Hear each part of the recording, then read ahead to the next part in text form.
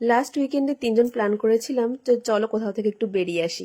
তো যেমন বলা সেই মতো ঝটপট করে রেডি হয়ে বেরিয়ে পড়লাম। গিয়েছিলাম কাছাকাছি একটা শপিং মলে। তো শপিং মলের গ্রাউন্ডে যেই বাচ্চাদের টয় সেকশনটা থাকে সেটা দেখেই তো শিবান আবদার করা শুরু করে দিয়েছিল।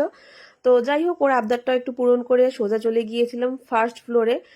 যেহেতু আমাদের মানে কয়েকদিন পরই একটা লং ট্যুরে যাওয়ার প্ল্যান চলছে। তো লং ট্যুরের ক্ষেত্রে পিলো নেকগুলো খুব দরকার হয় বা খুবই ইউজফুল একটা জিনিস। তো ওখান থেকে পিলো নেক আরো টুকটাক জিনিস কেনাকাটা করে সোজা চলে গিয়েছিলাম ফুড কোর্টে।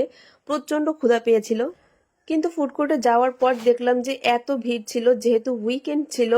তো আমরা বসার মতো কোনো জায়গাই পেলাম না, ইভেন কোনো একটা সিটও, সিঙ্গেল সিটও ফাঁকা ছিল না। যেহেতু উইকেন্ড বলে কথা, আর বাঙালিরা তো এমনিতেই ভোজন রসিক, তো শপিং এর সেকশনগুলো ফাঁকা থাকলেও কখনো ফুড সেকশন ফাঁকা থাকেনি। তো আমরা এখানে বসে কিছুক্ষণ ওয়েট করছিলাম একটা জায়গা পাওয়ার জন্য, আর ওইদিকে আমার বর আমাদেরকে এখানে রেখে একটা সুইটেবল জায়গা খুঁজতে গিয়েছিল, আর আমি এদিকে খাবারটাও অর্ডার করে দিয়েছিলাম।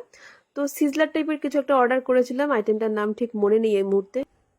তো চলো বলি এবার খাবারের টেস্টের কথা। খাবারের টেস্ট অ্যাভারেজ লেগেছে, মানে খুব হাইফাইও কিছু লাগেনি, আবার খুব বাজে তাও লাগেনি, অ্যাভারেজ ছিল। আর এদিকে সিল্লার থেকে এতটা ধোঁয়া বেরোচ্ছিল যে ও পুরো মুখ ঢেকে নিয়েছিল।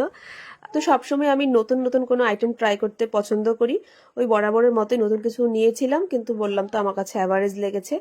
আর এই ছিল আমাদের উইকেন্ড প্ল্যান। তোমাদের উইকেন্ড কিভাবে কাটে সেটাও জানিও, আর আমার ইউটিউব চ্যানেলটা কিন্তু অবশ্যই সাবস্ক্রাইব করে দিও।